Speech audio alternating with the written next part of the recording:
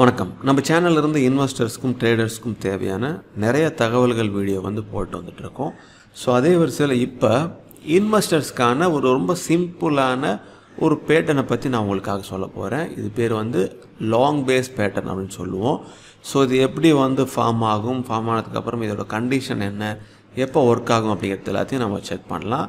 So overall இது education ஒரு video மாதிரி தான். அதாவது இந்த மாதிரி பேட்டர்ன் எப்படி இருக்கும், வந்தால் என்ன நடக்கும் அப்படிங்கிறத நம்ம தெரிஞ்சுக்கிறதுக்காக இது பயன்படும்.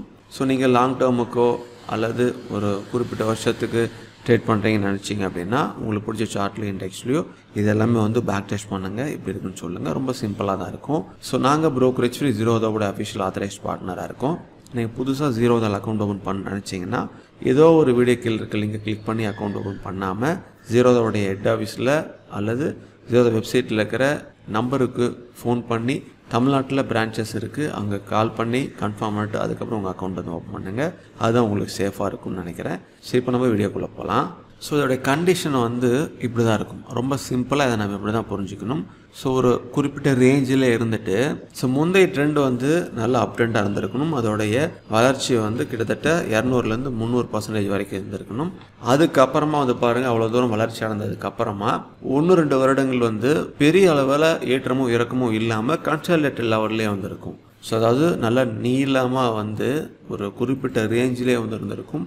அந்த ரேஞ்சை மேலே கீழே பிரேக் அவுட் பண்ணாமல் அப்படியே இருந்திருக்கும். இது நம்ம பொறுமையை சோதிக்கிற காலமாக இருக்கும்.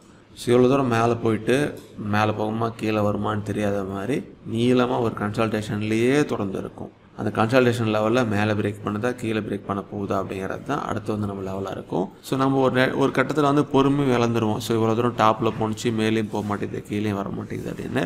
ஆனால் நீங்கள் நல்லா பேக் டெஸ்ட் பண்ணிவிட்டு செக் பண்ணி பாருங்கள். இதுக்கு முன்னாடி நடந்த சார்ட்டில் என்ன நடந்திருக்குன்னு செக் பண்ணி பாருங்கள். ஒன்ஸ் அந்த பிரேக் அவுட் லெவலை மட்டும் மேலே தாண்டி சப்போர்ட் எடுத்துருச்சு அப்படின்னா அது நல்லா மேலே போக வாய்ப்பு இருக்குது. நல்லா 300 மடங்கோ 200 மடங்கோ மேலே போயிட்டு கன்சல்டேட்லேயே லெவலில் இருக்குது அப்படின்னா அதை நீங்கள் ட்ராப் பண்ணி வச்சிங்க. ஸோ அந்த ரேஞ்சை கீழே பிரேக் பண்ணிச்சுன்னா கீழே போயிடும்.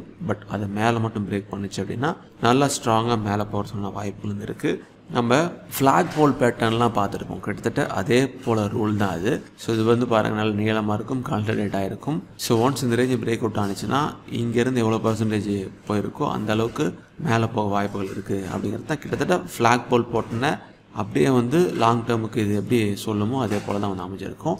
ஸோ ரொம்ப சிம்பிள் தான் இது. ஜஸ்ட் இது எப்படி இருக்கும், அது நடந்தால் என்ன ஆகும், எப்போது ஜாக்கிரதையாக இருக்கணும் அப்படிங்கிறத சொல்கிறதுக்காக தான் அந்த பதிவு. இது ஜஸ்ட் உங்களுக்கு பிடிச்ச நீங்கள் லாங் டேர்முக்கு ஃபாலோ பண்ண நினைக்கிற ஸ்டாக்ஸில் இதில் நடந்திருக்கான்னு செக் பண்ணி பாருங்கள், ஆப்ரேட் பண்ணி பாருங்கள். மீண்டும் உங்களை அடுத்த ஒரு நல்ல வீடியோவில் சந்திக்கிறேன். மிக்க நன்றி.